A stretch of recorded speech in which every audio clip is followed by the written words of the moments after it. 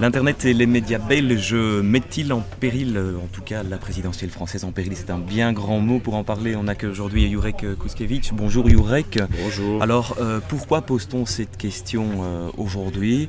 Tout simplement peut-être parce que au niveau de la médiatisation, au niveau de l'information, de la circulation de l'information, ces dernières années, les choses ont évidemment énormément évolué.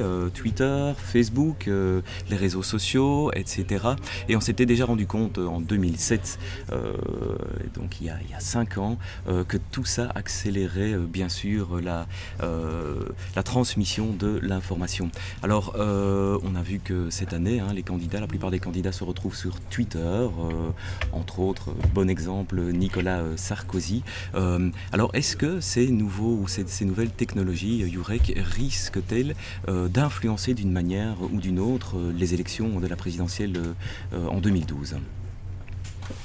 Non, je ne crois pas qu'en soi, ça va influencer, en tout cas pas influencer le résultat. Ce qui fait le résultat, c'est tout simplement les opinions et les choix des électeurs qui s'informent d'une façon ou d'une autre. Ce qui change, c'est la façon d'être informé, de suivre les débats, de suivre l'évolution de la campagne. Et là, effectivement, l'accélération de l'univers médiatique, en ce compris le développement des réseaux sociaux, est un facteur nouveau, je dirais technique nouveau d'appréhension de la réalité politique par le citoyen. Mais on ne peut pas dire que ça changera le résultat de l'élection. À la fin, il y aura toujours deux candidats et des gens qui voteront pour choisir l'un des deux candidats. Alors, ce qu'il faut peut-être rappeler ou préciser d'emblée, c'est qu'en France, il y a une loi, un règlement qui interdit la diffusion officielle, comme dans la plupart des pays, des de toute façon. Avant 20 heures. Comme dans la plupart des pays, forcément, on ne peut pas publier de résultats, puisqu'il n'est pas censé y avoir de résultats avant la fin de l'élection, c'est logique. Ce qu'il y a, c'est que dans les pays en particulier dans les élections présidentielles au suffrage universel, ou dans des pays où les élections parlementaires dégagent des majorités assez nettes, forcément, les instituts de sondage, en prévision de l'heure de clôture des bureaux, les instituts de sondage font des estimations, d'abord basées sur des sondages de sortie des urnes. Donc on interroge les gens au sortir des bureaux de vote. Et deuxièmement, un tout petit peu plus tard, les estimations sont des estimations qui sont faites à partir des premiers résultats extrapolés, Voilà. Mais donc, ces sondages de sortie des urnes, en général, donnent les résultats très approchants, donnent le résultat final. Et en particulier quand il s'agit du deuxième tour en France, où il n'y a plus que deux candidats, mais forcément, l'écart statistique des sondages est largement dépassé par le résultat final. Et donc, ces estimations ou les sondages de sortie des urnes commencent à circuler dans les états-majors, les rédactions des grands médias, à partir de 17h30, 18h. Et forcément, autrefois, ça circulait entre initiés, Oui. Et maintenant, c'est susceptible, et non seulement c'est susceptible, mais ces résultats sont diffusés par des médias qui peuvent le faire, donc par des médias non français. Ça a été le cas en 2007. Nous notamment, Le Soir et d'autres des journaux suisses aussi, ont diffusé ces premiers résultats avant l'heure fatidique de 20h de clôture des bureaux. Et donc les Français tout d'un coup redécouvrent que la même chose va se reproduire cette année-ci, bien que la loi en France ait été légèrement durcie et englobe notamment été étendue à Twitter. Donc il serait interdit à quelqu'un de tweeter des résultats de sondage avant 20h, mais évidemment, très concrètement, concernant Twitter, ça paraît tout à fait obsolète, puisque c'est impossible de bloquer Twitter en France, puisque un tweet venant de Belgique ou de n'importe où, forcément sera captable, lisible, par les tweetos français, mais un Français ne pourrait pas tweeter. D'accord. Alors par rapport à tout ce que vous venez de dire, Dougie rassemble plusieurs questions. Il dit ceci: bonjour Monsieur Kuskevich, est-ce que cette règle d'attente 20 heures pour diffuser les résultats alors que les journalistes les ont depuis le milieu d'après-midi est une exception française? Vous y avez répondu non. Non, ce n'est pas une exception. Tous les systèmes, c'est logique, il y a une, comment dirais-je, il y a ce qu'on appelle dans certains pays le secret ou le silence électoral, pardon. Le silence électoral, c'est-à-dire qu'à partir d'un certain moment, la publication de sondages est interdite. C'est le cas en France, je crois, à partir de 48 heures, me semble-t-il, avant l'élection. La publication de sondages. Il y a des pays où toute agitation électorale devient interdite pendant 24 ou 48 heures avant le vote, c'est-à-dire que les militants il n'y a plus de meeting, les militants ne peuvent plus distribuer de tracts, etc. etc. Donc tout ceci est destiné à assurer une certaine sérénité, une sérénité devant permettre aux citoyens de tout simplement réfléchir et voter posément. Et par ailleurs, il y a une protection légitime, normale, naturelle, qui est tout à fait compréhensible, que personne ne pourrait contester, donc une sécurité relative au fait de, forcément, tant que les gens n'ont pas voté, il n'est pas logique de publier des résultats. Voilà. Donc ça, c'est tout à fait justifié, c'est tout à fait légitime. Par contre, ce que j'écrivais dans le journal, dans l'édito du journal papier aujourd'hui, c'est que malgré tout, cette réalité, elle est un petit peu différente selon les pays. Aux États-Unis, où il y a plusieurs fuseaux horaires, etc., en fait, il est habituel que forcément les résultats ou les estimations des premiers États qui ont cessé de voter sont connus. Donc les chaînes, affichent progressivement l'évolution des premières estimations, alors que d'autres États votent encore. Bon, voilà. Je ne sais pas très bien, là, je dois avouer, je n'ai pas vérifié le système électoral américain, surtout la législation là-dessus, dans quelle mesure, qu'est-ce qui est prévu par la loi et dans quelle mesure les pratiques respectent la loi, mais toujours est-il que il y a des pratiques qui varient un petit peu. Mais je reviens à une chose, on ne peut pas contester le fait que il faudrait assurer ce secret et ce calme électoral jusqu'à l'issue du vote lui-même. Mais maintenant, l'évolution des technologies effectivement rend ces systèmes un petit peu caducs. Moi, j'ai pas de solution par rapport à ça, mais ça pose un problème. Vous utilisez le mot caduc, les internautes utilisent beaucoup le mot obsolète finalement pour un tel système. Dougie poursuit: Internet abolissant les frontières, pensez-vous que les autorités françaises pourraient ou voudraient bloquer l'accès vers des sites, en l'occurrence le soir.be, de médias étrangers, pour rester dans le cadre législatif? Pensez-vous que cette loi d'attendre de 20 heures soit obsolète?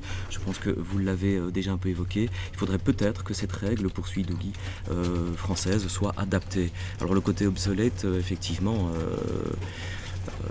ça ne fait plus aucun doute.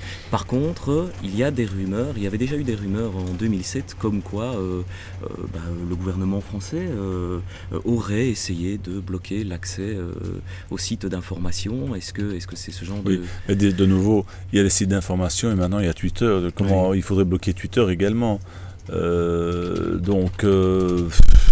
Ça me paraît très difficile. Théoriquement, oui, il pourrait, et quelque part, je pourrais comprendre en théorie que je reconnais qu'il y a une légitimité à assurer ce secret jusqu'à cet embargo sur tout résultat ou estimation avant la fin du vote. Mais pratiquement, je ne vois pas comment, au risque de briser, de faire une entorse, des entorses graves à la liberté de circulation des idées, etc., à la liberté de la presse, je ne vois pas très bien comment, bloquer des sites, oui, peut-être, mais bon, il y a que les pays non démocratiques qui bloquent, la Chine, l'Iran, qui bloquent les sites, les réseaux sociaux, etc.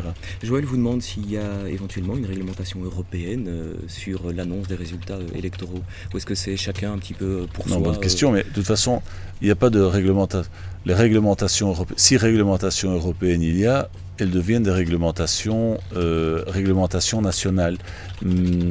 Ici, il ne peut pas y avoir de réglementation, en tout cas aujourd'hui, mais à terme peut-être qu'on va aller vers ça, mais c'est impossible. Il ne peut pas y avoir de réglementation européenne qui interdirait dans un pays quelque chose, enfin, il y aurait une concurrence entre les législations nationales. C'est impossible d'interdire dans d'autres pays quelque chose qui ne devrait à l'origine être interdit que dans un seul pays à la base. Donc il n'y a pas de législation possible de ce type-là. Bob a cette réflexion sur la France et les Français. Il n'y a que les Français pour encore... Théoriquement, je reviens, pardon. Théoriquement, je crois, on pourrait imaginer d'abord une directive et qui devrait être évidemment transposée dans toutes les législations nationales, qui interdirait, qui étendrait la notion de secret électoral, une espèce de législation, de directive européenne sur tous les scrutins, quels qu'ils soient, dans toute l'Union européenne, et qui donc appliquerait la même réglementation à tout le monde. En fait, c'est possible, pourquoi pas.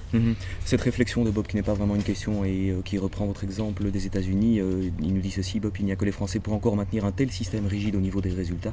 À l'ère de Twitter, c'est tout bonnement obsolète comme système. Regarde aux États-Unis où les résultats de la côte Est sont connus alors qu'on n'a pas encore voté sur la côte Ouest. Reste l'une ou l'autre question essentielle, entre autres celle posée par Anne. Est-ce que des publications précoces de résultats ne risquent-elles pas de fausser le jeu électoral Voilà, c'est ça la question. C'est pour ça, c'est la raison d'être de ce type de législation, et donc qui est tout à fait, forcément, qui est tout à fait légitime.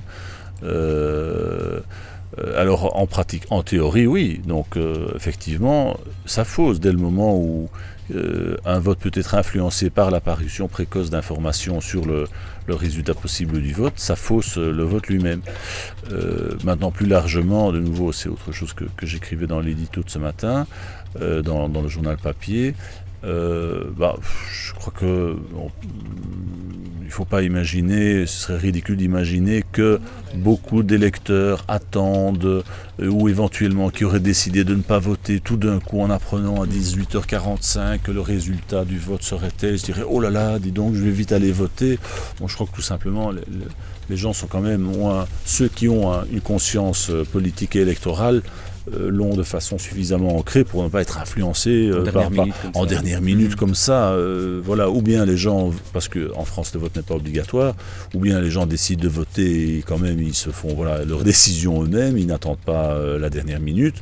Et sur ceux qui décideraient de ne pas voter et qui en dernière minute changeraient d'idée parce qu'ils ont eu un tweet ou quoi, enfin franchement ça me paraît en tout cas trop marginal pour que ça puisse réellement peser sur le résultat de l'élection. Joël demande si ça peut éventuellement avoir une influence, non pas sur le vote, mais sur le taux d'abstention. Théoriquement oui, puisque je crois que le seul effet possible sur des électeurs qui n'auraient pas voté et qui auraient connaissance d'estimation avant la clôture des bureaux de vote, effectivement, le seul effet peut être que des gens qui auraient décidé de s'abstenir décident en dernière minute de voter quand même. Donc effectivement, s'il devait y avoir un effet, je crois qu'il porterait sur le niveau d'abstention. Mais à mon avis, c'est tout à fait marginal pour la raison que j'ai dite plus tôt. Alors la question de son 11h2 Jurek, c'était l'Internet et les médias belges pourraient-ils mettre en péril la présidentielle française? Non. Que répondez-vous à cette question? Non, bien sûr que non. Bien sûr que non. Et tant mieux finalement. Bien sûr, tant mieux, évidemment. Il y a aussi de nouvelles manières d'avoir. Oui, en plus, si quiconque pensait, par exemple, nous, parce que forcément, nous avons annoncé et confirmé que nous allions publier des informations vérifiées, validées, je précise, dont que nous nous serions procurés avant 20h. Si nous pensions que ça peut vraiment peser et fausser le résultat de l'élection, je crois que nous, comme les autres médias étrangers, suisses ou belges, on verrait la question différemment. Quoi qu'il en soit, on peut donner d'ores et déjà rendez-vous aux électeurs français sur le soir.be, entre autres. Exactement. Et dans non, surtout sur le soir.be. Surtout sur le soir.be, voilà. On serait un peu chauvin pour une fois. Écoutez, merci beaucoup, Jurek, d'avoir répondu aux questions de nos internautes. Merci. Et rendez-vous donc pour les premiers résultats sur le soir.be. Voilà, merci beaucoup. Au revoir et bonne journée à toutes et à tous.